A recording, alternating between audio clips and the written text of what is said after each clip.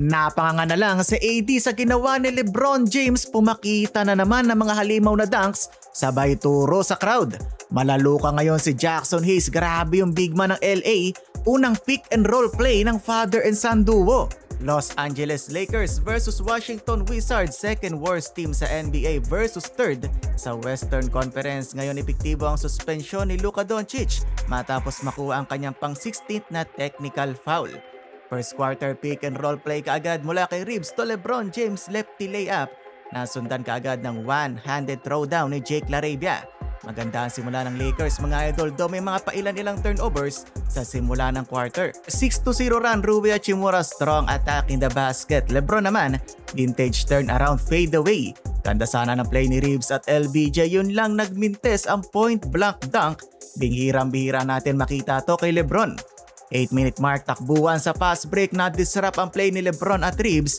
Pero napaganda pa mga idol, grabe naman yung love ni AR doon. Sinigurado na ni King James ang dunk na yon. 11-4 start by the Lakers, napatimeout naman si Coach Redick dahil biglang nag-run ang Wizards at nakuha pa nilang lumamang 12-11.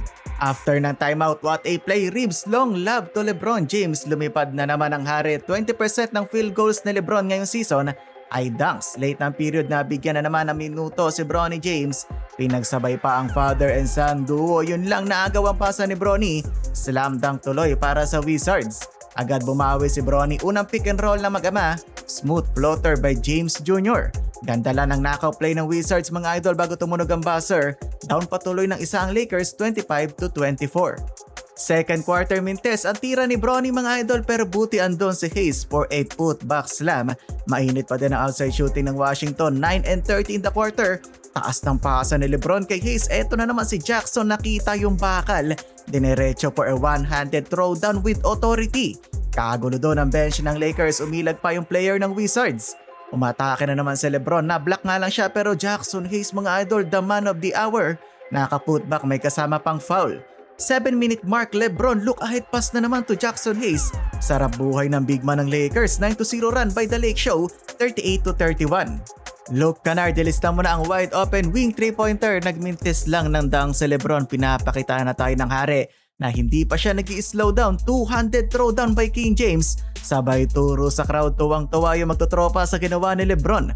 Tamang nood lang si Anthony Davis, ang former big man kaduo ni LBJ, hindi pa din nakakalaro since January 9 due to injury.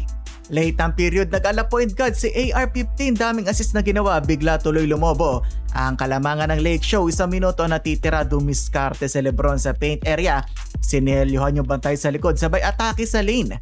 Si Ayton naman ang tagasalo ng lab ni LeBron, 65-44 halftime. Third quarter, LeBron half-court pass to DA na tinapos ng two-handed jam.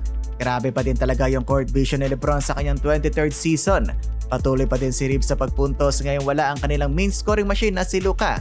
Tingnan niyo pa tong si AR, lumusot pa naman sa depensa ng kalaban, 2 big step to the basket. Nang mama na si AR-15, another strong attack, sumabay pa ang dalawang defender. Late ng third, nag-run ang Washington Wizards from 24 points na ibaba nila sa 10 na lang ang kalamangan ng Lakers.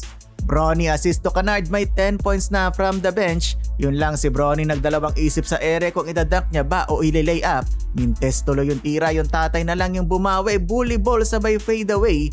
Napanood pa yon ni AD, 77-91, lamang pa din ng Lakers. Fourth quarter, grabe talaga yung impact ngayon ni Jackson Hayes, parang Luka, daming end one ngayong game. Sinabayan pa ni LeBron, Hesi pull up from the Rainbow Country. Biglang 20 na naman ang lamang ng Lakers. Patuloy ang mga end one basket ni Hayes, malaluka na talaga mga idol. Tumira pa ng 3 ang big man. Wala pang mintes sa labas si Jackson Hayes ngayong season.